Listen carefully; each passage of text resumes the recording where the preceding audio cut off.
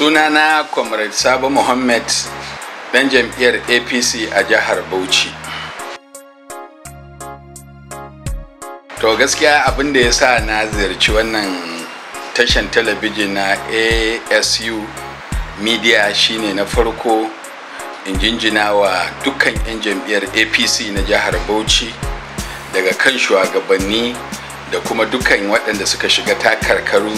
na chairman, na deputy chairman da kuma kansiloli a gunduma 323, a kuma uwa uba in jinjina wa shugabanci da shi sanata kwaya ɗaya tilo ya bamu, wato sanata Shehu Buba Umar, wanda shine kadai sanata a jihar Bauchi a jam'iyyar APC,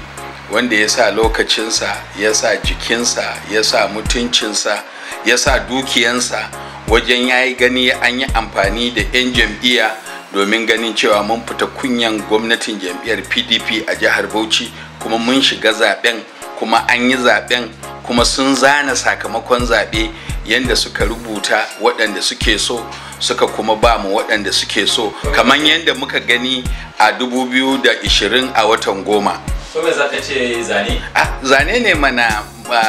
dan jarida, sabila da kaga na farko dai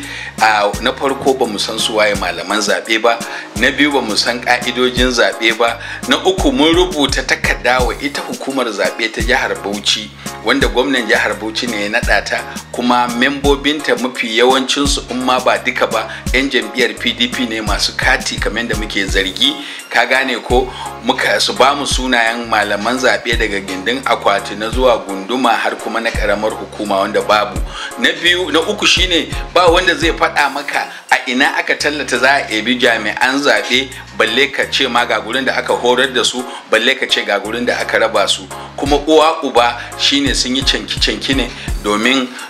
kananan hukumomi da yawa ba su da akwatunan zaben. Yanzu ka gani a 2020 na je na dangwala a iska, amma kaga a 2024 ba a kawo akwatina ba a gunduma na hardo a kuma cibiyan a tashan zaben da nake. Kuma abun kunya da abun takaici shine kaga karamar hukumar Toro babu gurin da zaka ce kaga an kawo akwati, balle har a ce za a je a dangwala. Kaga sun zauna a yanan gizo suka faɗi sakamakon zaben su, kuma suka rantsar da waɗanda suke so. To ni takaici na shine da kuma damuwa na shine ana tozarta demokradiyya, ana cin mutuncin mulkin demokradiyya, kuma waɗanda suka assasa mulkin demokradiyya za su mana dariya, kuma za su ce kaito da waɗannan mutane domin suna shiga hakkin demokradiyya. Kuma har nace a wani babi an yi fyaɗe ne wa demokradiyya. So fatanmu da addu'anmu za a yi amfani da dokoki kamar yadda shugaba Bola Ahmed Tinubu ya kwace kafa ɗaya na ƙananan hukumomi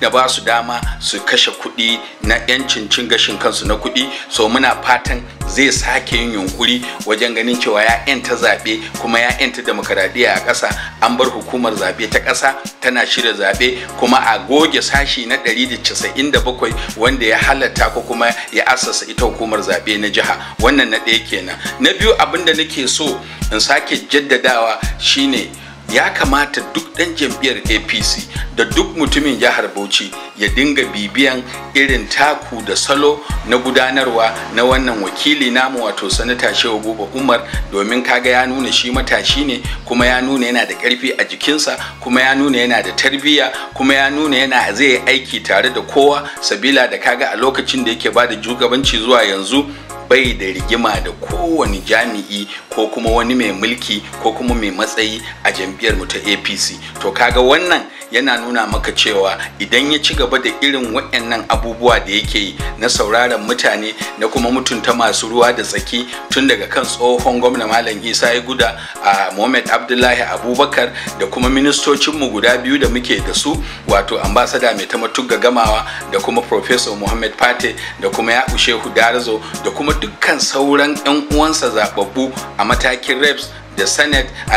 reps da state assembly, da kuma shugabannin jam'iyya a dukkan matakai. Ina so in tabbatar masa da cewa Allah kaɗai ya san yadda zai tsaya a siyasa, amma siyasansa akwai haske, siyasansa akwai annuri, siyasansa da ta yi dogon tafiya da izinin Allah, domin irinsu ne wannan al'umma take nema, waɗanda za su ci zaɓe su wai ga baya su taimaki al'umma, su yi aiki don al'umma, kuma su saurari al'umma, kuma su tafi da al'umma, kuma su samar wa al'umma sauƙi ta hanyar basu misali tallafi na kayan abinci, tallafi na taki, tallafi na kayan lahiya. Shi yasa kake gani muna magana a wani sashi aka ce babu gidan da za ka je baka ji an yi labarin Sanata Shehu Buba Umar ba, domin idan shinkafansa bai zo ba za a ce takinsa ya zo, idan kuma takinsa bai zo ba za a ce maka an ɗauki wani yaro ko an koya masa sana'a na noma, ko an koya masa sana'a na aikin sola, ko kuma an koya masa ɗinki, ko an koya mata saƙa, ko kuma an biya mata ko an biya masa kuɗin jam, ko kuma an ɗauki nauyin makarantansa, ko an bashi tallafi na jinya, ko kuma masallacinsa ko majami'ansa ta amfana, ko da gina sakatariya kamar yadda yi wa babban masallaci na Gwallaga na kimanin kuɗi naira miliyan 70, ko kuma motoci da ya bayar wa majami'u wa masallatai da irinsu da sauransu, ko kuma wutar lantarki kamar yadda muka gani ya bayar a ƙaramar hukumar a Tafawa Balewa a garin Boto na kimanin naira miliyan 34, wanda rabonsu da wuta kai shekara 12, ko yadda muka ga an karfafa transformer a garin na Bordo, ko kuma yadda muka ga an gyara bohol a wayannan kananan hukumomi guda 7 waɗanda sun haura guda 100, ko kuma yadda muka ga cewa ana samar da wutar lantarki na sola wanda ya mika su, ko kuma ya samar sun fi 150 a ƙididdigan da nake da shi a hannuna, wanda na tabbatar na tantance, ko kuma abin da ya yi bajinta wanda ba mu taɓa ganin ɗan majalisa zaɓaɓɓe ya yi ba, shine na biya aikin haji ma waɗanda suka bi shi, waɗanda ba su taɓa yin ko umra ba, su 55 suka je suka yi aikin haji. Kaga irin wannan shugabanci shine ake bukata, domin shugabanci ne wanda yake tafiya da bukatun mutane, shugabanci ne waɗanda a yanzu ana neman sa, shugabanci ne wanda babu girman kai a ciki. So don haka muna gani cewa abubuwan da yake yi yanzu, kaga misali idan ka ɗauki aikin ɗan majalisa za su iya ce maka ai kuduri ne, ko kuma wani kuduri ya kawo, ko kuma wani menene ya bar a majalisa. To kaga wannan ya yi fice a gurin, domin kaga kudirinsa kwaya ɗaya da ya kawo na maganan a samar da asibitin kashi a jihar Bauchi kuma a ƙaramar hukumar Toro. Kaga wannan idan ya tabbata, ina so in tabbatar maka da cewa jihar Borno, Yobe, Gombe, Taraba, Adamawa da kuma makwabtanmu irin su Jigawa da kuma ma har Kano, tunda an ce tumbin giwa ne, da su amfana da irin wannan. Kuma na biyu shine kaga yanzu haɗin kai da yi da NIBDA aka samar da aikin da za a yi na computer center a das da kuma kirfi. Kaga irin abin da ake bukata na ci gaba kenan. Kuma uwa uba kaga ya daɗa jaddada ƙudurin da aka gabatar domin a ci gaba da aikin yin makarantar koyan aikin custom, wato custom training school a Buzaye a ƙaramar hukumar Bauchi. Kaga wannan shine wakilci, kuma kamar yadda ya tabbatar da cewa dan kwangila ya dawo kan aikin da aka bayar ya gudu, ko kuma ya jefar ya tafi abinsa na maganan hanya daga kan Duguri har ya shiga Yalwan Duguri. Kaga wannan abin da ake bukata kenan. Kuma a wannan satin ma ya gabatar da kuduri wanda zai samarwa a ofishin mai ba da shawara shugaban ƙasa akan harkokin tsaro ma'aikatansa na dindindin, sabanin tun da aka kirkiro ofis din yana samun ma'aikata ne na ɗauki daga 'yan sanda, daga DSS, daga sojoji. To akwai bukatar shi ma kansa ya ɗauki ma'aikata nasa. Kaga ya gabatar da wannan kuduri kuma har mata karatu na ɗaya. So to a ɗan ƙanƙanin lokaci zaka ga cewa ce wannan wakilci ne da ake kira da turanci responsible, responsive and impacting, abinda muka rasa a baya kenan. Gashi yanzu ka zayyano ayyukansa ko kuma ababen da ya yi wurin da yi, amma kuma mutane ko kuma 'yan siyasa suna kalubalantar da cewa bai kawo komai yankin sautan hawansa.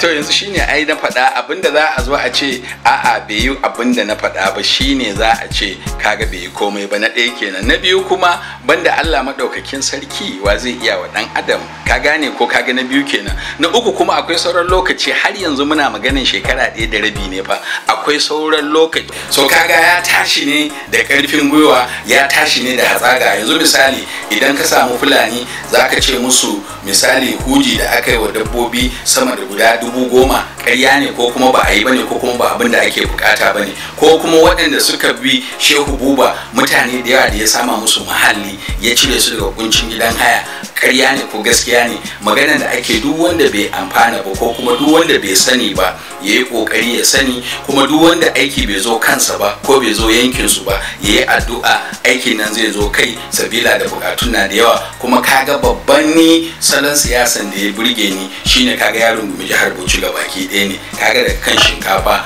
taki,